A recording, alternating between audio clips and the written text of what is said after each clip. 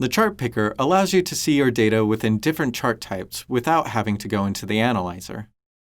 Within a card's card details page, we can click on the chart picker to quickly change the chart type used within the card. Some of the differences in using the chart picker instead of going into the analyzer to change it are first, that the options here show only the chart types that our data in this card can work with as it is. And the previews for those chart types are not generic, but actual representations of how our data will look like within this chart type. This allows us to quickly compare insights we might discover through different visualizations of the same data. Also, these changes are not permanent and will reset to the original card when we click away. If a card has a chart type that is not compatible with any other chart type, this chart picker icon will be grayed out. Look at your data through different angles without having to go into the analyzer by using the chart picker.